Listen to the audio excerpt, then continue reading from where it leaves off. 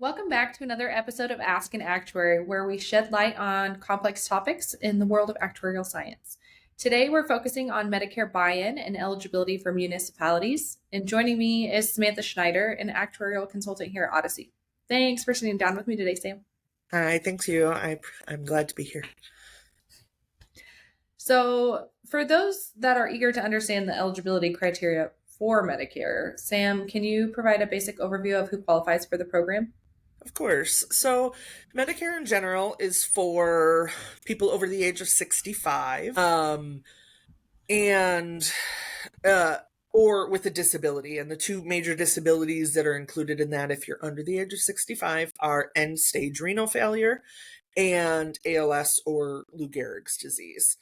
And now, in order to qualify for Medicare, if you're over the age of 65, you have to have 40 quarters of eligibility of working, which is the equivalent of 10 years. It does not have to be consecutive, but they do need that 10 years of working to buy into Medicare to qualify once they hit 65. So, shifting gears a little bit, what about the mechanics? Can you walk us through the process of how municipalities buy into the program? Yeah. So, say a municipality has a retiree over the age of 65 that does not qualify, they don't have those 40 quarters. What they can do is buy into Medicare for them. So, basically, that requires, depending on how many quarters they have, there's a different penalty amount. So, for 2024, it's either $278 or $505 a month. And that the breakout is up to 29 months of working or 30 or more. And so basically, that is on top of any premiums. So they pay that penalty every month. And then in addition, for Medicare Part A, they pay 10% penalty per year that they didn't take it after the age of 65. For example, if you didn't take Medicare until age 68, that's 3 years.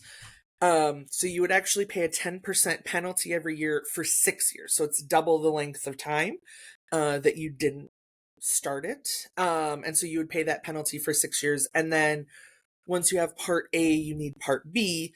And for Part B, there is a 10% penalty for buy-in, and that is actually for the whole life of Medicare coverage. So Part A penalty, that kind of expires, and Part B penalty is for the rest of life. So, now let's shift gears and talk about some of the mechanics. Can you walk us through the process of how municipalities buy into the program? Yeah. So the buy-in program has a couple different aspects of it. First is it's basically just retiree reimbursement. Once you buy into Medicare for them, there's penalties associated with that. And those get reimbursed to the retirees so they can make those payments. So for Medicare Part A, um, the penalties are either $278 or $505 a month, depending on how many quarters they work through the year. And so that is every month you pay that. And that's on top of premiums. And then beyond that, there is a 10% penalty per year for twice the number of years that they did not have Medicare.